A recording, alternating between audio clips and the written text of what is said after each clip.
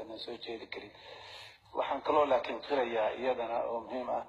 in sida madaxweyne adigu aad tilmaantay hawl kasta hawl ka horeysa jirto ku dhisantay marka madaxdii horeeto soo jirtay in iyaguna wixii ay qabteen ay tahay waxa maanta lagu dulbisayo oo adiga ra'iisul wasaaraha iyo golaha wasiirada bay ku dulbisayaan sida aad sheegtay meeshaan iyadoo dib u ah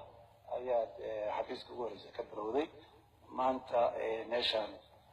markii mas'uuliyadda la tuso ra'iisul wasaaraha anagoo riyaas la joogno waxa loo soo diriyay mas'uuliyad meeshaan marka waxaan u maleeyay qasiga deganeyn ra'iisul wasaaraha mas'uuliyad laga soo qaaday oo la tusayo marka laakiin intay ahayd marka madaxdii horeeto iyo xukuumadii horeeto ayaa iyaguna soo gaarsiiyay maanta inaan oo adigu aad ka mid ahayd in maanta meeshaynu marayno aynu joogno ilaa xartaan anigu aan ka warhayaa marka waxaan ogahay meelihii lasoo maray marka ra'iisul wasaaraha iyo tiimkaana waxay gaarsiiyeen maaragtay heer kaleeto aad u sarreeya marka waxyaaba badan baan ka tilmaami karnaa howlaha ra'iisul wasaaruhu qabto laakiin inaan u ekaano dad maaragtay madaxdooda ammaanaya marabna inaan noqono waxaan u gudbayaa talooyinka waxaan sheegayaa shaqadiisa ra'iisul wasaaraha ugu filan ammaan aad ayuu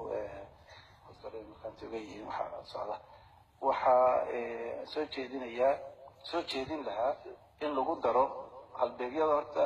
madaxweynaha uu noo heliyo hayway waa mahadsanta arrimaha halbeegyada iyo tubaha marnabna madaxweynahana waqti uga qaadno wasiir walba guddigu ku jira madaxweynuhu markuu shaqadiisa dhamaystan annaga kasii wada hadli doono guddigu hoosaad walbana haddii uu rabo inuu wax sii hagaajiyo waan sii hagaajin doonaa haddii tala guud ay jirto ama waxaad madaxweynaha rabto inaad la wadaagto adi iyadoo kooban waxaan siinayaa wasiir goodax kadib wasiir saalax